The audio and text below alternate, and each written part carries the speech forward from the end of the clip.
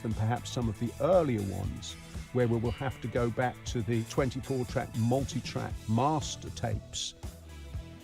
Because of the way that Duran Duran work with soundscapes, they lend themselves very well to this type of audio experience. People will never have heard them in that manner before. When we make a song, the sonic architecture is of paramount importance. Every detail, every sound of every instrument, every special effect, it gives you a mood, it creates an atmosphere. It's what makes records magical to me.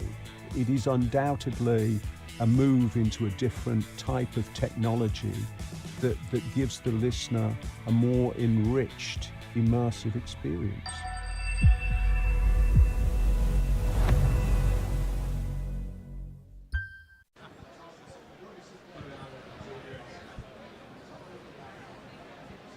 So this is fun.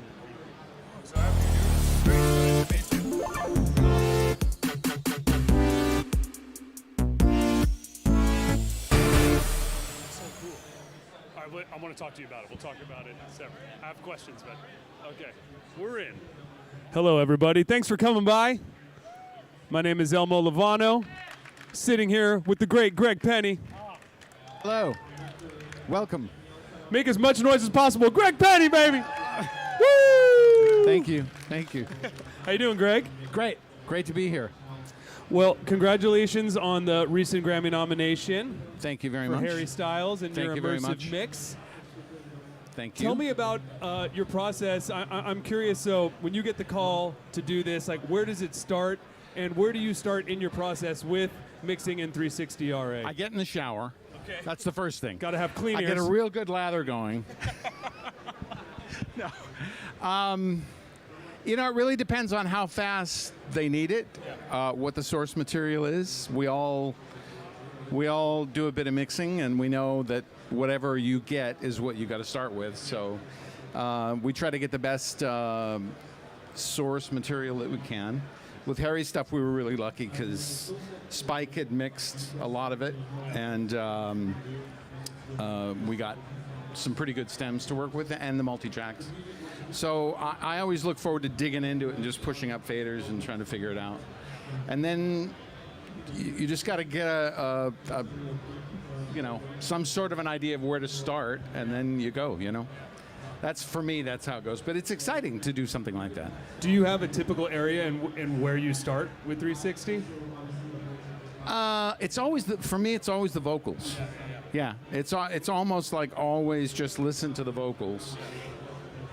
Sometimes just in solo, just to see how the background vocals react with it, and try to approach it from the if you're working with an artist like Harry or like Elton or like I'm a vocal guy, so I tend to listen to the vocal tracks first and then go from there. So will you pull it up and I essentially can't get them in the shower with me though. They haven't done 360 RA Shower Edition yet? It's coming soon. It will be coming.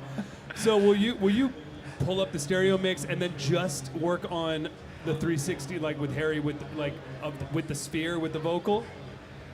And then kind of build place. So if the stems are stereo, or there's stereo information in the stems, I'll try to start bringing things in to see how spatially it was intended to sound from the stereo stems or the stereo mix. Many of the powers that be, I don't know if you guys do immersive mixing or not, but a lot of especially for streaming services and for the major record companies that want to conform to the formats, they don't want it getting terribly, you know, off the beaten path. So you try to get creative and stay true to the original intent emotionally of the record, but, you know, blow it up and make it something even better, bigger. How many people are already mixing immersively in the room? Most people curious. How many people are curious about the immersive mixing? Okay, interesting. Good to see majority curious. So we got to convert them into now mixing. All right. So and I think I read that you spent a couple weeks on the mix. It's more than that, actually. Wow. Yeah, with Harry's stuff, it was more. Because the first track that they sent us was Golden. Yeah. I love that song. Yeah, it's a great track. And for me, it was I was super surprised. Because probably the album, so Fine Line was maybe 5 or 6 months old. And so at that point, to get Golden and be able to push it up and sort of start conceptualizing it, I took my time with that. And submitted it thinking, well, maybe we got one track or something, you know. Right. And then they sent the rest of the album. So it was, and then it had to be done pretty fast. Yeah. Because I think that I think that there's still, I don't know how it goes for other people, but with me, even at this point, having mixed hundreds of songs in immersive, there's still the sort of the business side and how what they're going to do with it, what they want to, and so there's a lot of conversations that has to happen. There's a lot of moving parts. If I can possibly do it, I try to keep it really true to the original artistic intent and timing and everything. So it feels exciting, you know, at the end. But there's all those things to consider. There's a whole bunch of moving parts. There's a bunch of phone calls. There's a bunch of, got to get an approval. He doesn't have an immersive system to listen on, you know, all this stuff. Right. But it's getting better. Yeah, definitely. I mixed Rocket Man in 2014. Yes. So I was way off-road. Yeah, you know? you were trailblazing. Everybody was like, wow, sounds great, man, but what are you going to do with it? What is this and how do I this? actually listen to it? Yeah, exactly. Do you feel, since you've mixed hundreds of songs immersive now, compared to when you're mixing for stereo, and I know you're probably getting a lot of mixed feedback from the label, the artist, the whatever it may be, the manager. You do sometimes, yeah. Is there less mixed feedback in general with immersive because maybe there's less cooks in the kitchen, or is there more mixed feedback, or is there any sort of correlation there? It's really hard for me to gauge what's going to happen when you put it up the pipe. You know, for example, Harry's thing. We handed the album in. 48 hours, it was up. Wow. And it was just, oh yeah, by the way, it's approved and it's up. Yeah, but you know, so it was like, here's the link. Wow, that didn't hurt. You know, that felt pretty good. On the other side, you've got situations where you got excited executives wanting to hear it, but they all want to get on the same page. Yeah. So sometimes there's a sort of a nothing that happens. You deliver it, and they're like, "We'll get back to you." And I'm thinking, you know, I'm always worried. Yeah. And that's the other thing is that we're not really. I would say that the guys that go like you know, the guys that were here before, Michael and George and Eric, we're all friends and contemporaries. Yeah. We all really like music. We all really want that feeling of, I got to do that cool record, you know, and we want that natural emotion, you know. So it's a little bit weird when you don't hear. It's amazing when you hear right away. Right. And like some of the things I'm doing now, I'm still working on Elton stuff. But over the last couple of years, I spent a lot of time with Giles Martin. Amazing. And Giles does, you know, and we've been friends since the 80s. Wow, so, amazing. So for me, working with Giles and talking, you know, comparing notes and stuff, that's really cool because then I'm not in a silo. Is Giles working with immersive? Oh yeah. Wow. Giles is the Beatles right now. Giles is.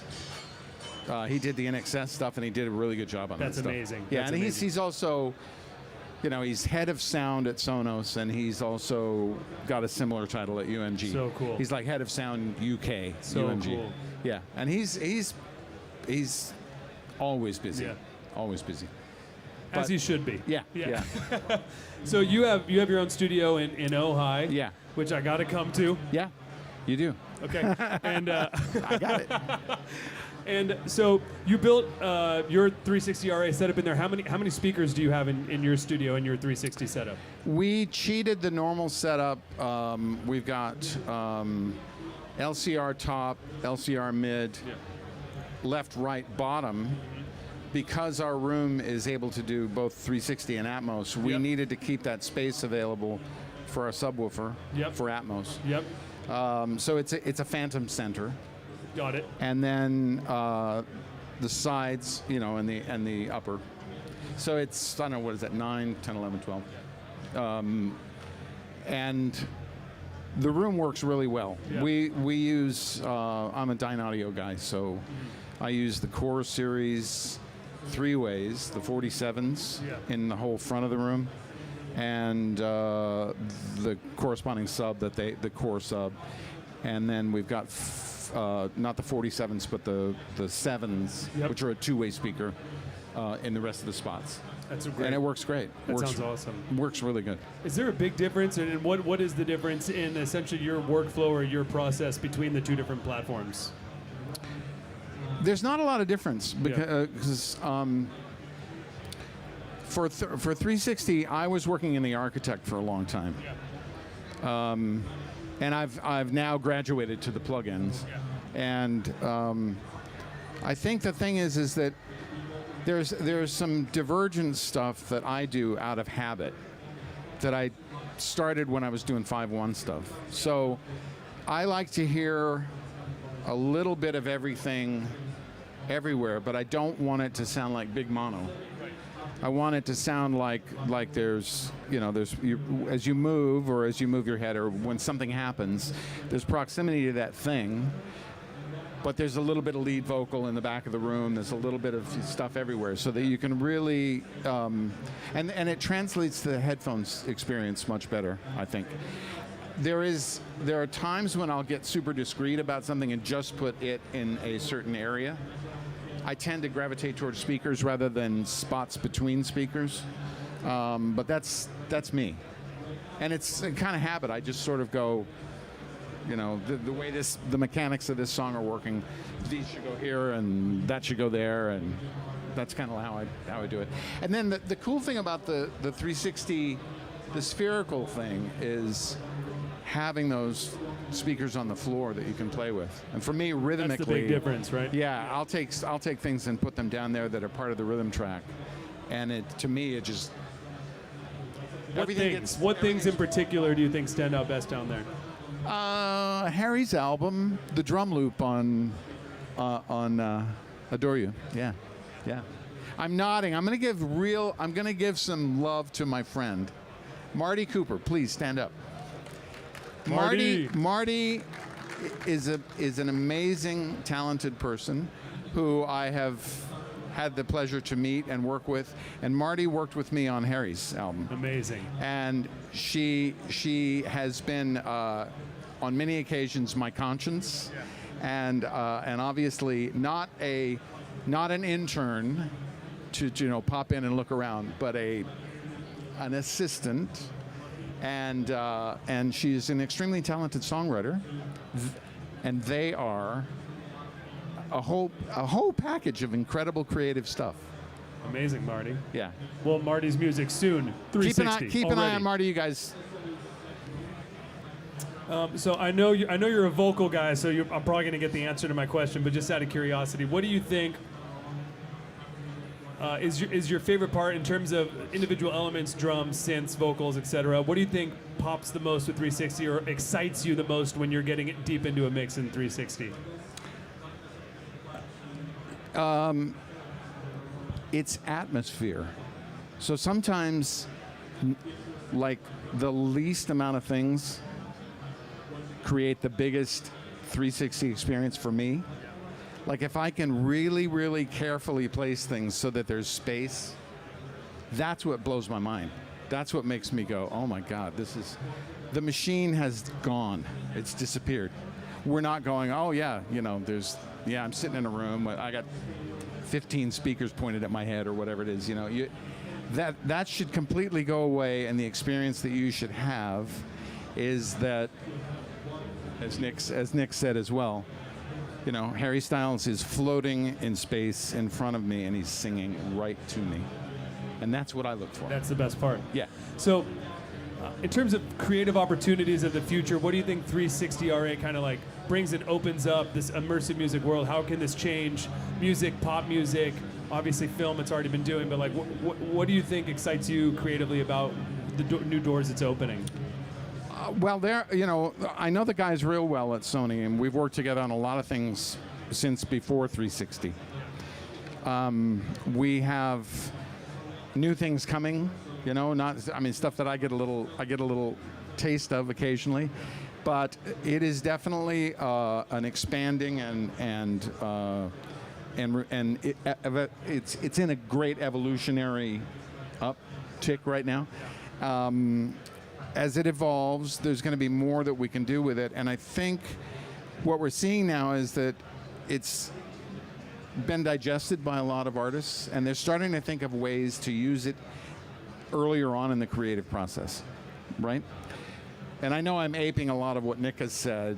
Nick Rhodes, if this is what I'm talking about. He's not up there anymore. No, yeah, but he was. But he was. He was on the screen. Yeah. He was our opener, actually. And he's very articulate, so he's got a great way to put it in pop art context. You know, it's a real inspiring thing for creatives to start thinking about recording in the format. So and I don't mean necessarily capturing in the format, but just thinking about intention. how. Yeah. And the cool thing, if I can go back to Harry for a minute, there's a lot of things. If you're familiar with Fine Line, there's a lot of things on that album that are vocal ambiances and just little asides that he does himself vocally. That you don't really hear. They're part of the goop in the stereo mix, but I got a kick out of trying to highlight them more and make them move around, and so you really feel the space and what they were thinking, And a lot of it's not musical; it's just meant to be goop. Just the atmospheric goop. It holds it together. It holds the whole track together, so it's cool. Are you seeing yet the uptick in terms of artists being aware of like immersive capabilities and also starting to have the intention at the source in the recording of putting us into immersive? Yeah. Definitely. It's like a whole process. It's like the message has to go out. It's got to be processed. People have to digest it. It comes back, and with each time that it does this thing that it does, we have more understanding of how it's affecting the listener. So now, I mean, it's incredible from like me saying I mixed Rocket Man in 2014 and it had no destination. For us to figure out that it could go to an audience and move an audience, and then can we get it to stream? Can we... all these different things, and then will the record companies support it, and will it become a mainstream thing? Will it be acknowledged at the Grammys, for example? All that's happened. Do you think there's more power in terms of making it more of a consumer reality? Do you think there's more power in the platform being the DSP, like the Spotifys and the Amazons and the Tidals, or is it more on the label incentive or the artist? Well, with us, so as Sony shares the same mothership with Sony Music Entertainment, the discussions with the A&R people and the creatives within Sony who want to hear the execution of their IP in the 360 format, it becomes a real sincere and honest thing, and that's a major thing. It's being supported by not just let's toss it out there and see what it does. It's actually really organized. So that's an amazing thing for me, to see that not only legacy records are being supported. All the new releases are really getting simultaneous releases and the whole bit. So that makes the whole thing feel like it's real. So really, we need more people mixing and immersive to even catch up even the slightest bit to the catalog of music that needs to be coming out in 360. Yeah, and then there's a lot of work there, people, if you start mixing there's a lot of work there. Yeah. And everybody kind of gravitates towards what they like. I mean, I know that I've been lucky enough to mix some of my favorite records multiple times in immersive formats, and it's an amazing experience. And it's a weird experience because generally, and Marty will corroborate this, I sit alone in a room and pop open a beer, and at the end of it I'm like, cheers, this is great. It's a huge record and I'm the only one there. So it's yours. Yeah. It's very intimate. It's just you and 30 speakers surrounding you. Exactly. Yeah. And final question about the DIY scene, the independent artists. Like, how important do you think it is for independent artists to start creating in 360, and why do you think independent artists should be creating in 360? Because the tools are available, because the great tools are available, and there's really no There's no barrier to entry, right? So it's not like before where an artist wanted to make a record but I'll never be able to afford a 24-track, 2-inch tape machine. The guys at Sony have made the tools available. They are proactive at helping creatives understand how to use them. And I think that echoes through the whole company. There is a real desire to make it less of a barrier of entry. More people will want to use the tools. And I love watching the first few times somebody hears something in 360. It's unbelievable. I've had people just break down and weep and just sit there, and it's got to be like, you wait a few minutes and you touch them and they're like, wait. Especially if they're at your studio hearing wow. it. I'm sure that's a heightened experience. What are, selfishly, what are your, do you have a go-to 360 mix to show someone for if you're showing them, exposing them for their first time, and you're like, oh, this is the one? I like Harry's stuff. Yeah, I like Harry's stuff. Yeah. Right? Yeah. I wonder if you're biased, but that's fine. Yeah. Golden. Yeah. Golden? Yeah. Especially the stuff in the bridge and the middle eight. Yeah. It's amazing. There was all these things in stereo. Golden, golden, golden, golden. That stuff. And now we've figured out how to make it kind of do a little thing. It's fun. My first 360 experience was at Blackbird. Oh, yeah. In Nashville. Oh, yeah. And it was Studio D, I think it is, or Yeah. whatever, with John. Yeah. John McBride showed me Yeah. Bohemian Rhapsody. Oh, man. Blew my head off. Oh, yeah. As my first 360, I was yeah. like, this is too Yeah. much. And that room. acoustically treated that room is so amazing. With If you guys, I don't know if you guys know that room, but is there a photo? Can we throw a photo up? It's all Not possible? It's okay. Google it. Yeah, it's not. It's all sticks pointing at you, so it's all. It's perfect. Yeah. Yeah. I would live there. Diffusion central. Well, those are all my questions. Do we have any questions from the audience for Greg over here? Yes.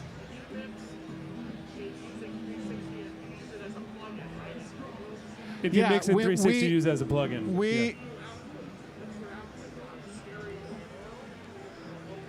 There are multiple outputs that we deliver. So the deliverables, how many deliverables were on Harry's album? 850 files.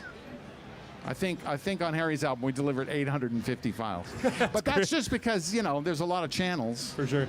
So and we're doing different versions for different ways that the HRTF will function, So we're trying to provide it is a very interesting time now because I come from the school of, put up the faders, put some great compression on it, make it rock, get everybody excited, turn it up really loud. And none of that really works in this kind of climate that we're in. We have to be more technical, we have to be more scientific, we have to be more aware of all the different, delivery specs that are out there, the white papers that have been written. It's all Netflix's fault. Bastards. No, I didn't say that. But you have to deliver to these specs, and you have to think differently. And in a way, you got to be. You can't be sloppy about it. You have to be completely aware, and the QC process can be really difficult if you're not careful. So we check things back a lot. Measure 20 times and cut once, but the output files are specific to the 360 format, and there are there are several sets. We graduated from the Architect, which was the original tool, into using the plugin. For me, the plugin is really fun to use because the visuals help me so much, and everything it's evolving and refining, and it's stable, and it's a much faster process now. And I have to say that the headphone experience inside of 360 is my favorite headphone experience. And it translates across lots of different headphone types too. Works really well. Great, thank you. Any other questions? Oh, we got a Let's beatbox, man. We'll have a beatbox off. We are running Immersive Mix Studio in Tokyo, and he is a 360 mix engineer. He's curious to know about rendering process. There are 4 version MP4 rendering level 0, 1, 2, 3. Yeah. How to make decision about the dynamic tracks or static tracks? For me, I understand what you're saying, and I understand the process that happens within those. Occasionally, I will. The more important tracks, like vocal tracks or a track where I want the fidelity to remain full, as opposed to like a pad or something where it can be sort of, if there's a dynamic allocation that causes it to change frequency-wise, I'd rather use those channels for things like that. And Hiro has been amazing at explaining the whole process to me. And I have to say, I'm going to actually send love to Gus Skinnis over there, who's currently, he has helped me a million times. So I don't know if that helps you at all, but I try to think about the like maybe I'll use it for what I think are the most important tracks in that process, right? Do you mix in Tokyo? Is your studio in Tokyo? Is it a Sony studio? Nogizaka. Rules. I know, but the Sony studio's downstairs. I love it. With loudness? I have a habitual pattern of following white papers, so I think, Hiro will tell you, I deliver most everything around -18. Yeah, pretty low. Because I'm starting to get feedback from the streaming services and even the interim people between me and the streaming services who say, look, we're finding that really the spatial image gets crushed if you try to put too much into it. Because like the first few mixes I made, I just made them really loud, and I have really good friends who have guided me through the process, and I went, no, I'm going to keep my mixes loud. But I realize now that it really delivers a much better product if you give it the space to be spatial. -18. Stay there. Any other questions? How did you start? How did you start working in immersive audio and like editing it? How did I start what? Editing immersive audio, like. How did you start editing immersive audio? And mixing. If I have to make a cut in a track, I try to do it before I finish the whole spatial placement. I'll do it in Pro Tools. Do you know what I mean? It's a little bit. I mean, that's a really good question because without talking about brands, because I work across both Sony and Atmos, I had to.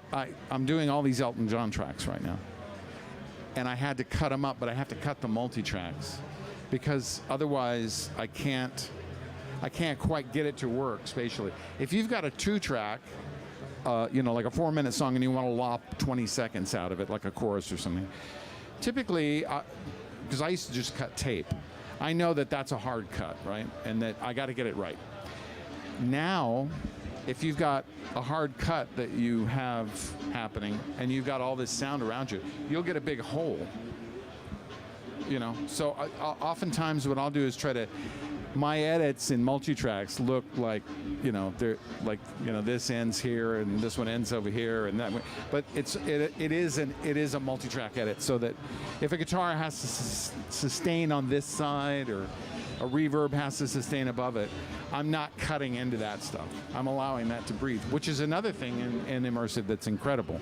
You've got all the space to make a sound and then let somebody discover it. And 9 times out of 10, they'll just go, oh my God, I never realized that was doing that. Or what's that weird little thing? I love that. It's super cool. Great. Any other questions? Do you guys, are you enjoying immersive audio? Yeah? Are you going to start mixing immediately in immersive audio? Perfect. Cool. Hey, Greg, thank you, man. Thank so you so great. much. Thank so you, great guys. getting to talk with you. Really appreciate it. You're awesome. Yeah. Oh, this is it. Producers' ways of thinking and composers and stuff because there are more things you can do. It's exciting in that way, you know, just another tool for people to get excited about in the studio.